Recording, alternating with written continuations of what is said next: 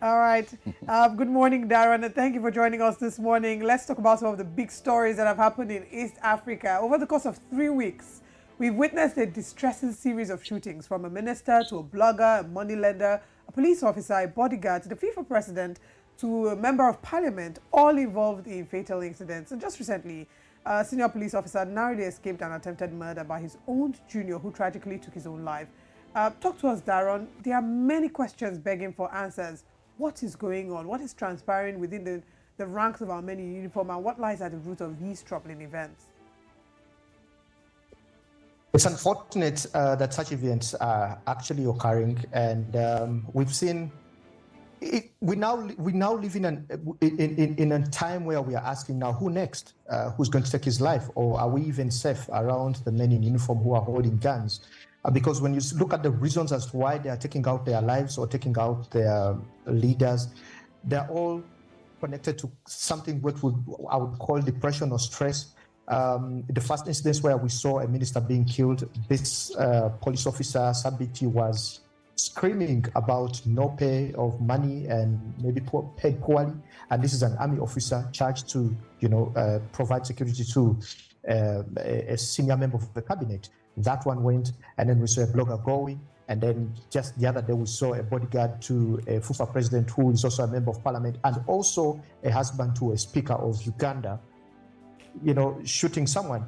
So you cannot be so sure what exactly is happening. However, police has come out, and the security organizations have also come out to say that this could be isolated instances, and because it's not even targeted to mass people, but it looks like it's targeted just to a few people, and it's out of reaction that such instances happen. We saw a senior police officer also shoot a girl of 21 years of age, a university student, just on Wednesday. Unfortunately, she's not dead. She's still in the hospital, but it's coming out of a point of reaction.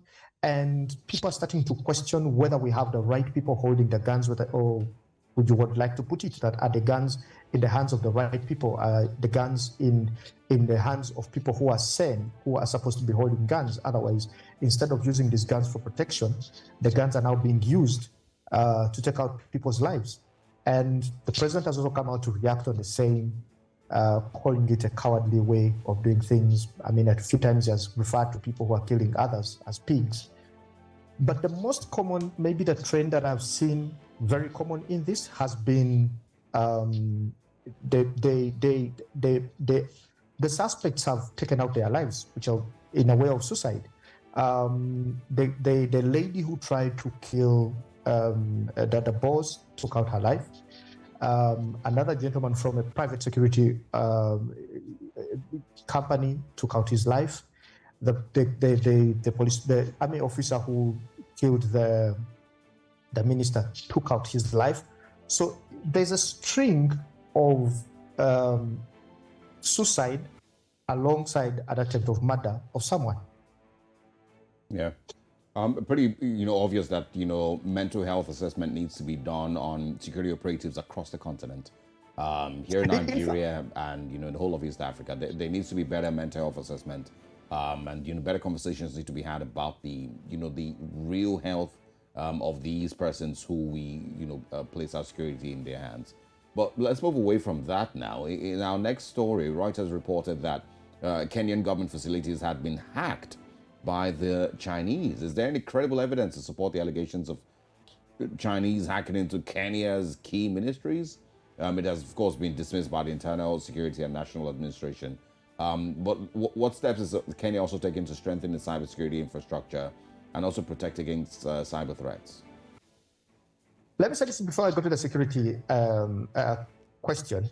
When you mention about mental health, and fortunately, this is a mental health awareness month. Unfortunately, this is the month that such things are happening. So maybe all officers are going to be taken through a mental checkup before they get back their guns. But quickly going back to Kenya, where there's Reuters came out with a report saying that they have credible evidence and they have documentations from hackers that they have hacked the Kenyan government facilities, which include also the State House, where that is the residence of the president. of Kenya, the internal security organization, and also, ministers' offices, that they have been hacked. And the intention, according to Reuters, the report that they wrote, that the intention is to just find out or to follow the conversation on debt management in Kenya. And probably, according again to Reuters, this is done to understand whether Kenya wants to get more money or not, or how they plan to pay that debt. Now, this theory has been there before.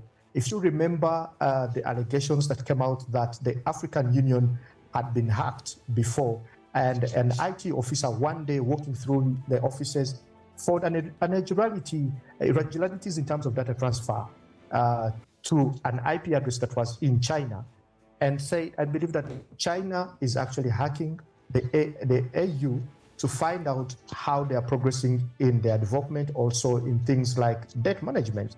So it's not new. And also there have been reports before of Pegasus, that is an Israel company software that was used to hack people like the prime ministers of Uganda and also officials in Kenya.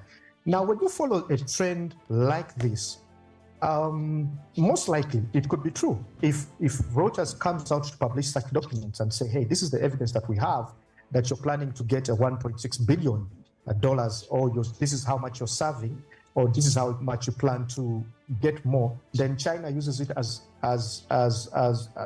they use that information to bring back to table more debt proposals to Kenya, because we know that Kenya is one of the countries that is on the plans of China in terms of the Belt initiative.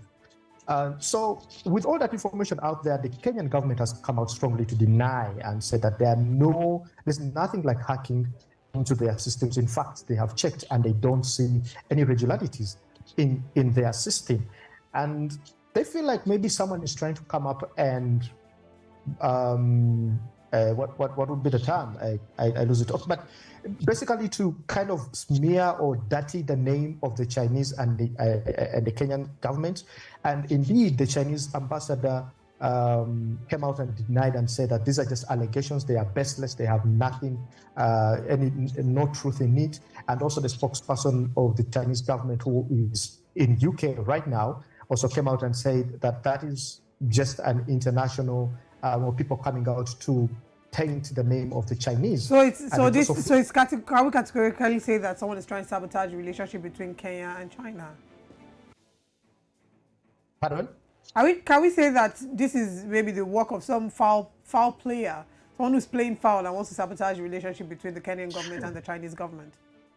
Well, that's what China says, and that's what Kenyan government also is saying. But you see, Olivia, we need to be very. We have to note certain events that are very key here. And I'm not saying that it's actually happening, but it's important to understand the events that have been happening around the world, including banning of TikTok in USA. Just this week, I think early this week, when one of the states banned TikTok, alleging that they are collecting data using TikTok to third parties. Now, when you look at all these things, I think it is important for the Kenyan government to come out and maybe reinforce their cybersecurity. And also ensure that such a thing, in case it's happening, that it's not happening. Because sometimes you can't tell that a hacker has actually taken your information. You cannot tell sometimes until things like WikiLeaks start to come out, conversations between government officials start to be published on the internet. And that's when things start to go wrong. So I think whereas the government of Kenya is coming out to say that there's nothing like that, their securities, the cyber security is reinforced, and they don't expect anything like that, I think it's important for them to pay some attention to the trends. All right. Daron, Bartlett, always interesting hearing your thoughts on these stories and, of course, what's going on in East Africa. We hope that it's a peaceful weekend across that region and the Horn of Africa in general. We'll be seeing you again next week. Happy African Day, Daron. All right. I am a very strong person who believes, even when I know that the African Union exists and we have to celebrate the Africa Day, I don't think that we are actually achieving what we need to attain with this whole African Union thing. One day I'll talk about that. That would have been a great conversation to have yesterday, but we certainly would explore that. Thank you, Daron Bartlett, for your time. It's always great to have you. Yeah.